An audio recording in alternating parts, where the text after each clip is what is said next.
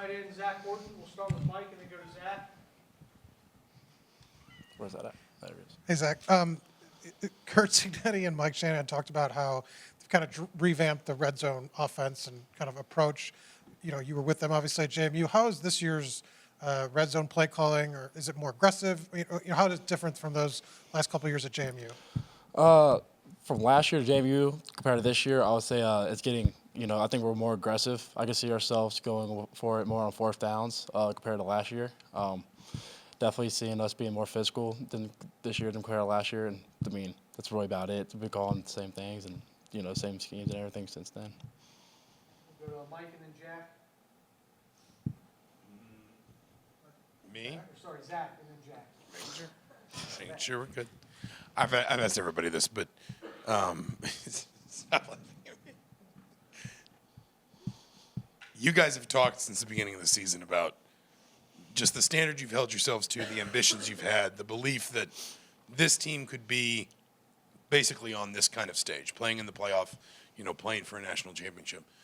Was there a moment for you, though, where it almost kind of went from ambition or the goal to something that you just looked around and because of what you were seeing, the way you were performing, the way your teammates were performing, whether it was in a game, in practice, whatever, you just said, this isn't just like an expectation. I know we can do this because I'm watching it happen in front of me.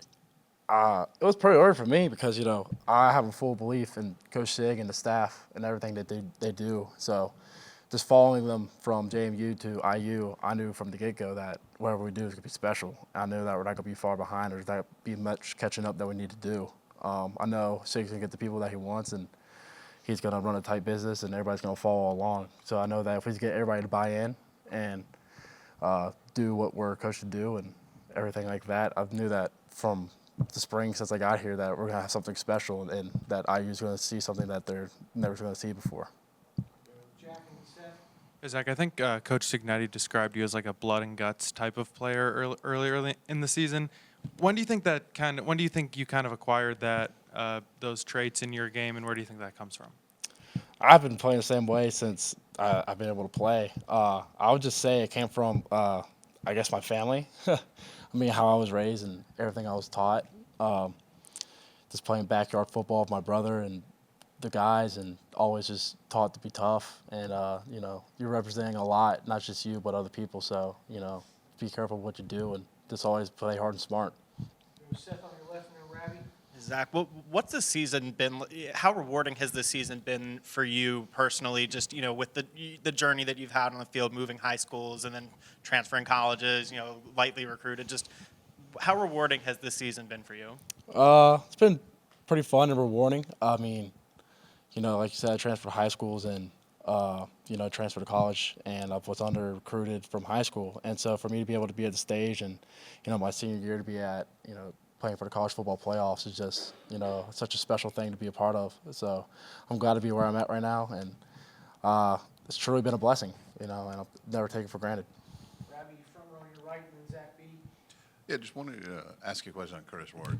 He's top 10 in Heisman voting, top-rated guy, and top-rated quarterback in playoffs according to PFF, all those other things. You play with him, you're around him all the time. What are the things that we don't see that make him as consistently good as he is?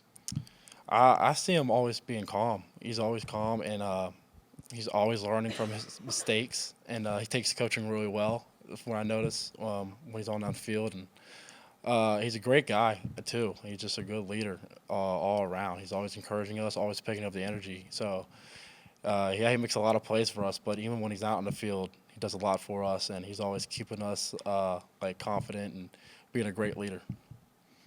Zach B on your right, and then Colin.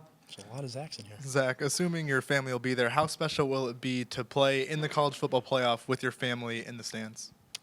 I mean, they haven't missed a game since this whole beginning of the season, and even when I was at JMU. So I'm grateful for them. Glad that they're still healthy and be able to move like they are and still be able to travel. And for them to travel to, Notre Dame and play at Touchdown Jesus, it's just a special, thing. So from Harris to be there for this whole season means a lot to me. Colin on your right, and then Todd. Both Justice and Jalen, who were just in here, mentioned you specifically both with the offense and defense, helping them out in practice. How does that, what does it mean to you to have that effect on your fellow teammates and getting ready for this playoff game? I mean, that's what our whole team does. That's what we just all make each other better. I mean, it's hard to block our defense, and I tell them that I hope I make you better by me trying to block them. So that's what we always been preaching since the beginning of the season, just try to make each other better, and that when we go out there Saturday or Friday, we can just play to the best of our ability. Todd and Daniel. Zach, Notre Dame's good at forcing turnovers. How much have you guys emphasized ball security during practice this week? And, what do you do to just kind of, it's always important, but how do you kind of reemphasize it game to game? Just gotta keep in mind or just have a good tuck on the ball, and we've been doing the same thing since the beginning of the season, since this whole season started, and just really preaching it, and just making sure we have good ball security whenever we have the ball, and just be careful with the ball. We've just been doing the same thing, I would say. Daniel and Sabrina. I want to say it was after Ohio State. You mentioned that when you watched that film, it was hardly even you guys, right?